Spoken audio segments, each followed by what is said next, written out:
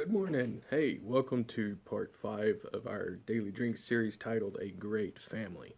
And I'm glad y'all could be with us today. Hey, be sure and like, share, comment, get this message out there for all to see. Appreciate it.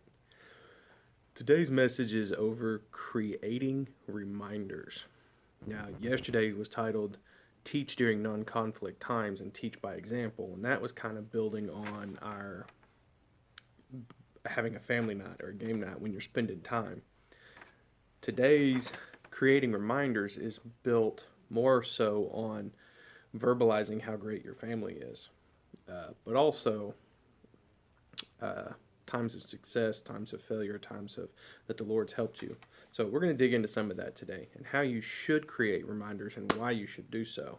Okay, so be honest, this is a subject that I don't participate in that much. Just don't do it. You know, uh, lived in the house we're at now over a year, and we haven't really hung any pictures or anything like that up on the walls. Why?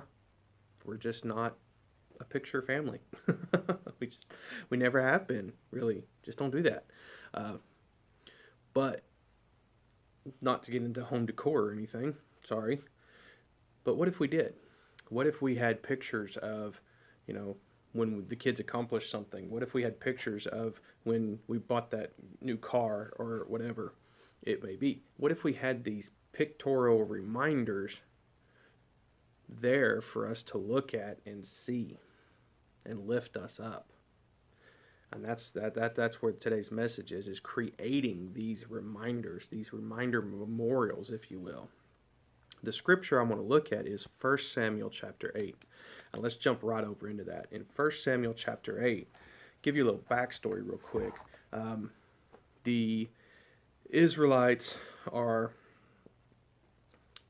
in the Philistine camp. They're kind of around there, and the Philistines are trying to kill the Israelites, and they've already defeated them once in battle. So the Israelites are real nervous. They're real scared.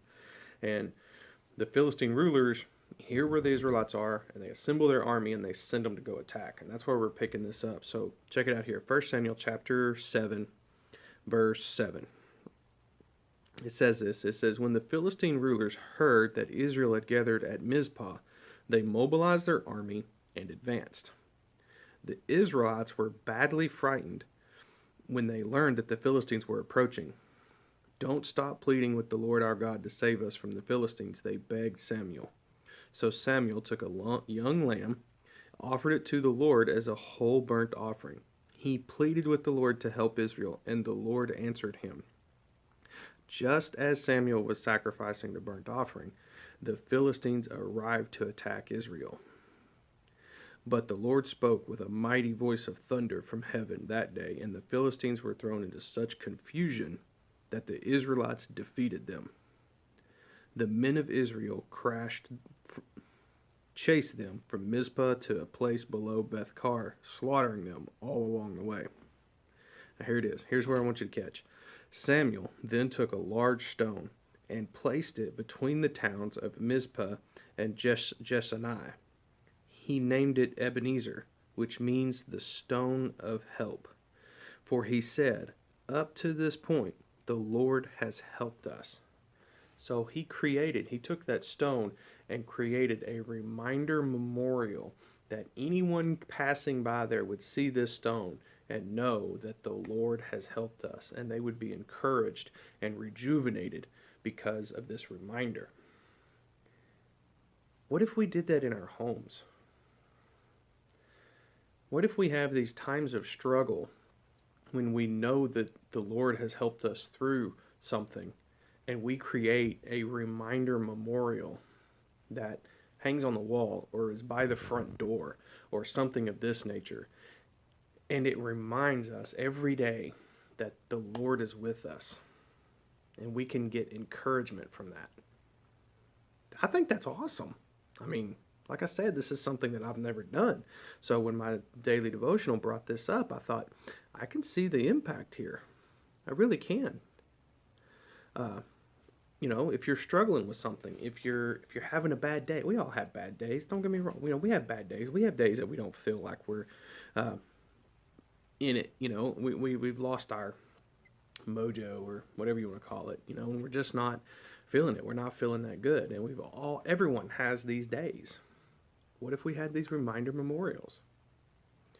Well, Kristen Armstrong, who's an American cyclist and a 3-time gold medalist, said this. She said, "When I forget who I am, I remind myself by finding my stride. I remember that I'm strong, free, and loved, and that with God's help, I can weather whatever comes."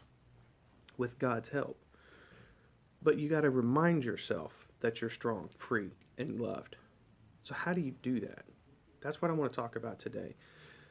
A lot of people who do this, they use different methods. Scrapbooks. Some families scrapbooks. Some families use shadow boxes. Some families use picture collages that they hang on the wall.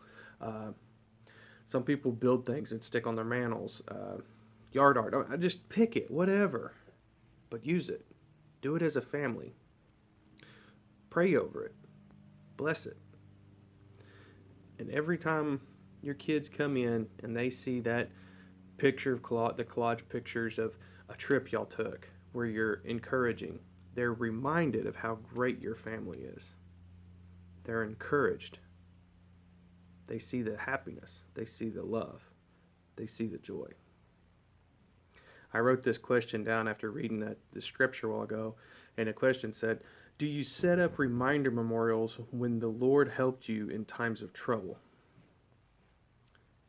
What about for the times of love, joy, or accomplishments? These are all good things to be reminded of. So that's my daily drink for today. Are you establishing reminder memorials for the Lord for when He has helped you through things?